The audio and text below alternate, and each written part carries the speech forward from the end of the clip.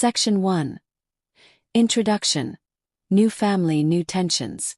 The day I became a stepmother felt like stepping into a new world, one filled with hopes, expectations, and unspoken rules. My husband had a son from his previous marriage, a young man on the edge of adulthood, trying to navigate life with his own struggles. I had imagined the transition would be simple. Love, care, and patience would naturally build a bridge between us. But reality was far more complicated than I had anticipated. From the very first evening, I sensed a tension that I couldn't put into words. My stepson, polite but distant, seemed to measure every interaction, testing boundaries I hadn't even realized existed. At times, I caught his gaze lingering a little too long, not in malice, but with a mixture of curiosity and something I couldn't yet define. I reminded myself that he was just finding his place in this new family, an understandable vulnerability, nothing more. As days passed, I tried to find common ground. I cooked meals he liked, asked about his day, and offered guidance whenever he seemed unsure. He responded with gratitude, yet there was an undercurrent in his behavior I couldn't ignore. He sought attention, not just casual conversation but emotional validation, as though he was trying to fill a void I hadn't noticed before. I found myself listening longer, sharing personal thoughts, and laughing at things I normally would have brushed aside. It was confusing. Every step I took toward connection felt natural, almost rewarding, yet a small voice in my mind kept warning me about overstepping. I began to notice how easily my attention could sway him, how much he depended on my approval and understanding. At first, I convinced myself it was harmless. After all, everyone craves someone who truly listens, someone who makes them feel important. But the line between care and indulgence blurred faster than I expected. When he confided in me about his struggles at school or personal insecurities, I felt an unexpected satisfaction in being the one he turned to. There was pride in knowing that he valued me in a way he hadn't yet valued anyone else in his life. And slowly, imperceptibly, a bond began to form that went beyond typical family connection. By the end of the first month, I realized I was walking a fine line. I was meant to nurture and guide, yet I also began to feel an unusual thrill in his attention, a subtle emotional pull that I couldn't deny. It was innocent, I told myself. Just emotional closeness. But deep down, a tiny seed of temptation had been planted. I didn't know how far this bond would go, or if it could stay harmless. What I did know was that for the first time in months, someone relied on me completely, and I found myself smiling a little too much at that truth. And that, I feared, was the beginning of a journey I couldn't yet control. Section 2. Emotional bonding and temptation. As the days turned into weeks, the bond between us grew stronger. It wasn't a bond one could explain easily, a mix of responsibility, empathy, and an unspoken connection that seemed to deepen with every conversation. He would come to me with stories about his day, about things he was struggling with, and I found myself listening with a focus I hadn't given anyone in years. There was something about the way he trusted me that made me feel needed, truly needed. Started small. A casual text asking for advice on schoolwork or a simple chat in the living room about his dreams and fears. But soon these moments became more frequent. I realized I was anticipating his messages, replaying our conversations in my mind, and feeling a quiet excitement whenever he sought my attention. My husband noticed that I seemed preoccupied at times, but I brushed it off, convincing myself it was harmless concern for my stepson. What I hadn't expected was the emotional intensity that came with this closeness. I found myself laughing a little too easily at his jokes, worrying a little too much about his moods, and taking pride in his smallest achievements. Every compliment he gave me, every moment of gratitude, fed a subtle, thrilling sense of validation. I wasn't just a stepmother anymore. I was someone he relied on completely, and the feeling was intoxicating. Yet, even as I enjoyed these moments, I felt a quiet tension gnawing at me. A part of me recognized that this bond was slipping into dangerous territory. I was giving him attention that should have been reserved for my husband or for myself, sharing emotions and thoughts that maybe shouldn't be shared with someone so young and impressionable. But it was difficult to stop. He had a way of making me feel important, of making my presence feel essential to his happiness. I remember one evening particularly vividly. He had confided in me about a personal failure at school, feeling hopeless and frustrated. I stayed up late that night, comforting him over messages, offering advice and encouragement. The way he expressed relief and gratitude made my heart ache in a way I hadn't anticipated.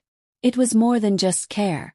It was a connection that bypassed reason, threading itself directly into my emotions.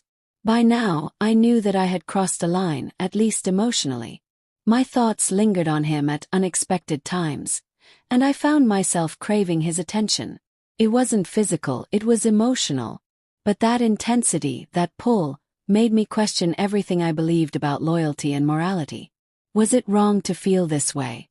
Or was it simply the natural consequence of being close to someone who needed me?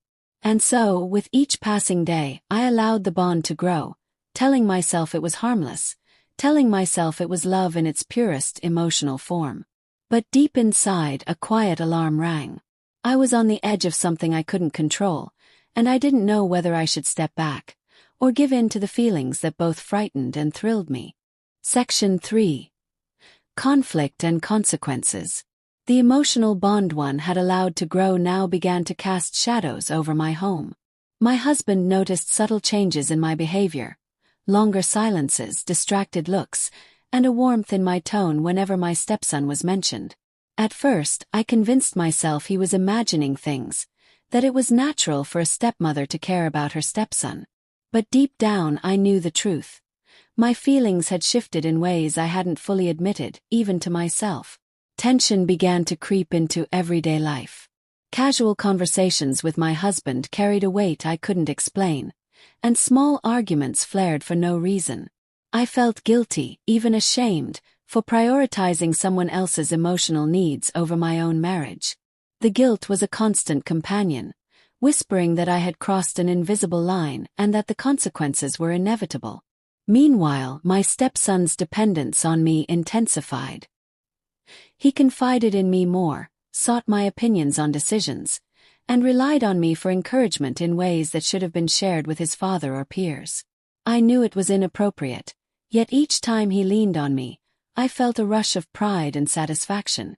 It was as if I had become indispensable in his life, and that feeling was both comforting and terrifying. One evening, the tension reached a critical point. My husband overheard part of a conversation, an innocent exchange, yet layered with the emotional intimacy that had developed between me and my stepson. The hurt in his eyes was undeniable, and suddenly, the world I had been carefully balancing seemed to tilt. I realized that what I had considered harmless emotional closeness was now causing cracks in the foundation of my marriage. The confrontation that followed was painful. Words were exchanged, each one heavy with disappointment and fear. My husband demanded honesty, and I struggled to articulate the complexity of my feelings without revealing the full depth of the emotional entanglement. Meanwhile, my stepson, unaware of the growing conflict, continued to seek comfort from me, making me feel torn between loyalty and the undeniable bond that had developed. In those days, I could feel the weight of my choices pressing down on me. Every interaction with my stepson now carried a mix of joy and fear, a push and pull of emotions that left me exhausted. I had allowed something beautiful yet dangerous to grow, and I knew that unless I confronted it, the fallout could be devastating. By the end of this period, I understood that emotional infidelity was not a minor mistake. It was a force that could destroy relationships if left unchecked. The love and care I had given, which had once felt pure and innocent, now threatened to unravel everything I valued. I was forced to ask myself, could I repair what had been damaged? Or had the emotional bridge I built with him become a chasm too wide to cross? Section 4. Resolution and Reflection. The days after the confrontation were quiet, almost painfully so. I had begun to understand the true weight of my emotional choices and the subtle but powerful impact they had on everyone in my life. The bond one had shared with my stepson, once a source of pride and comfort, now felt like a fragile thread I had to handle with extreme care. It was a lesson I hadn't wanted to learn, but one I couldn't ignore.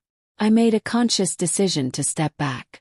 I limited my interactions, set clear emotional boundaries, and reminded myself that my loyalty and love for my husband had to come first. It wasn't easy. Every time my stepson sought my advice or shared a personal struggle, I felt a pang of longing, the familiar rush of importance and connection. But I knew that indulging in those feelings would only prolong the tension and risk further harm. At the same time, my husband and I began to rebuild our trust. Conversations that had once been uncomfortable became open and honest. I shared parts of my emotional journey, not all the details of the bond with my stepson, but enough to show my vulnerability and willingness to repair what had been strained. Slowly, the warmth returned, and our marriage found a renewed balance. The experience left us both more aware of how easily emotional closeness could turn into a source of conflict if left unchecked. My stepson, too, began to grow through the process. He realized that while seeking support was natural, it had to come with respect for boundaries and awareness of others' feelings. The disappointment he felt was tempered by lessons in empathy, patience, and the importance of nurturing appropriate relationships. Over time, he found support through other avenues, friends, mentors, and healthy outlets for his emotions, reducing the intensity of the bond he had once depended on exclusively. Looking back, I understood that emotional temptation can be as powerful and destructive as physical infidelity.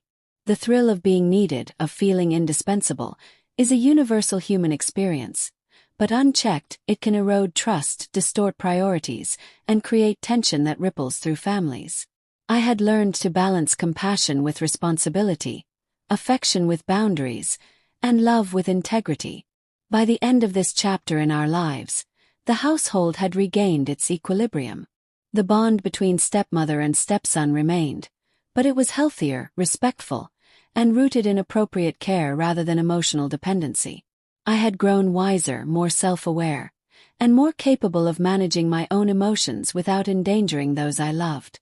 As I sat quietly one evening, watching my family move through their routines, I felt a mixture of relief and bittersweet reflection.